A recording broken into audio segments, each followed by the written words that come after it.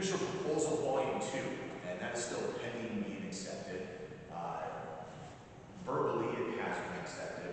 The NTIA is very behind right now with all of the states submitting applications and proposals, and so we're expecting that to be accepted any day now. In January of this year, we started our challenge process. That goes back to those 15,000 locations that I referred to. That's our mapping team really working with communities and challenging the FCC to make sure that our data is accurate and aligned nationwide.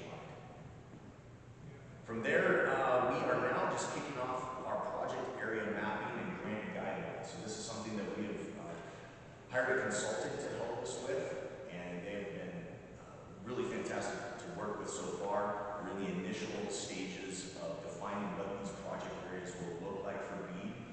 Once we have kind of a first draft ready to go, we're going to start sharing that with the public. Make sure that everyone agrees that this is kind of the right way to do these project areas. And so we'll receive public comment on that. And again, make sure that we're using your feedback to guide us in moving forward before we finalize anything. It's very important to us. And then we right now are tracking to open up that grant application window probably around, actually Brandy committed this week, that it'll be open by September. There's so much work to be done, especially I think for the smaller communities, that technical assistance piece that I talked about a minute ago. You know, this room is a perfect example of communities that sometimes just don't know what they need in order to get to the broadband services that they're wanting, that they desire, that they're in desperate need of. And so we want to make sure that we're giving everyone enough time to do everything they can ahead of time. So what we're going to do is open up a pre-registration window in our application portal. This is something that just started developing this week that we're working with our consultant on. And the idea there is that folks who know they're going to be submitting an application for BEAD can go into the portal and start uploading their deliverables as soon as possible. We don't want you to wait until the window opens and you've got 45 days. We want you to start uploading as much as you can ahead of time so that we've got, you know, the W-9s and all the certificates and letters, you know, of support, anything that you would possibly need to accompany your application can be uploaded ahead of time. And then we can help you as well before the application window opens to say, hey, you're missing a few things, right? And then you're not taking time off of that 45-day window to scramble and have to fix things. It's really important to us that everyone has everything that they need to be successful with these grants. So that's how we're looking for the rest of this year. We're hoping to have everything ready to go, that application window open by Q4, and then we're probably looking at awarding projects early next year, 2025. Any questions about this time? We'll move on.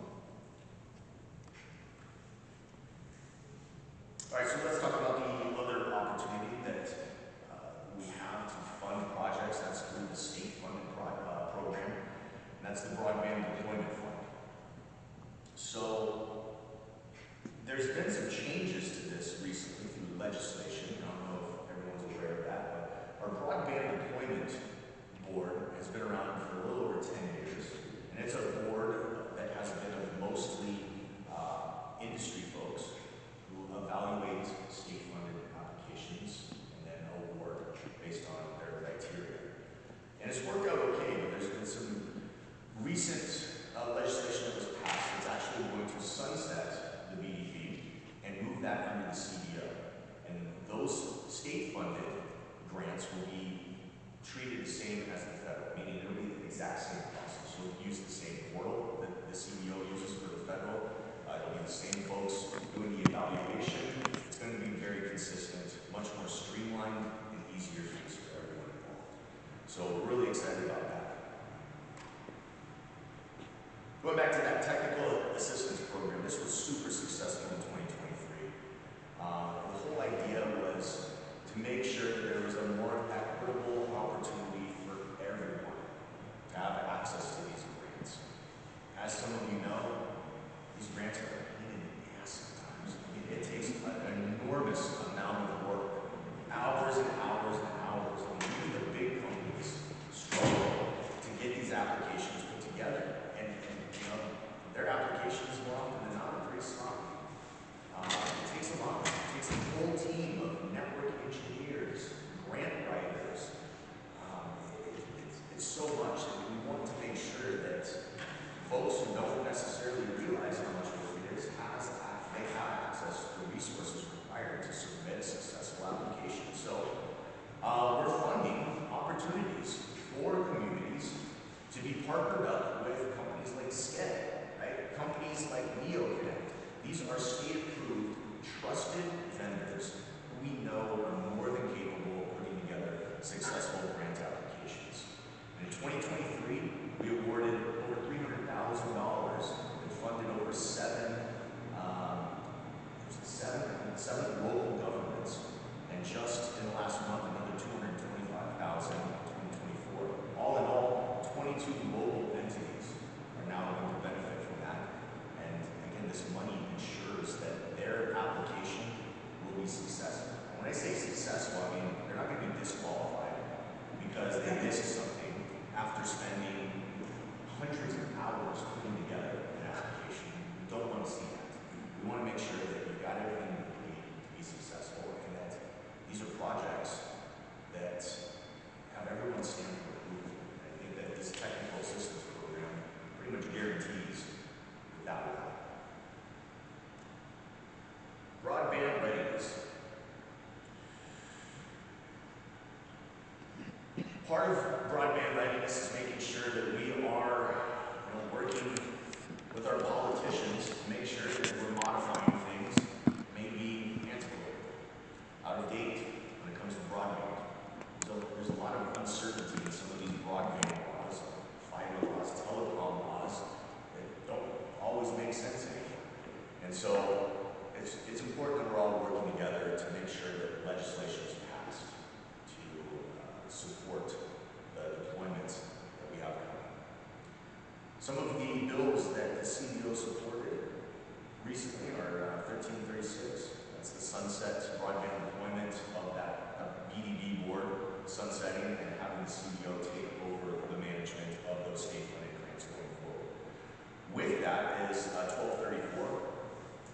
Which, going forward, now those state-funded grants will also include middle mile projects. That is something that we didn't see in these state-funded grants before. It was only last time. So that's a huge step forward because, as you all know, middle mile is a huge problem in Colorado. It's something that needs to be addressed. And this gives the CBO, I think, the mechanisms to get involved in middle mile and start thinking about how we're going to implement statewide middle mile network. It's open access. Big things coming there that I'm excited to talk to you all about in the months to come. Just know there's some big developments happening with the middle mile sector.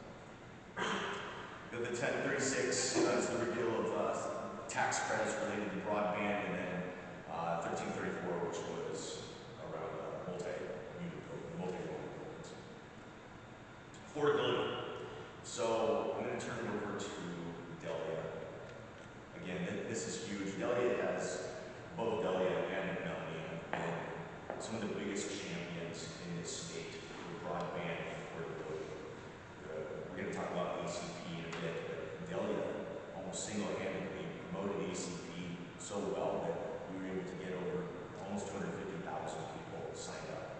And she'll go into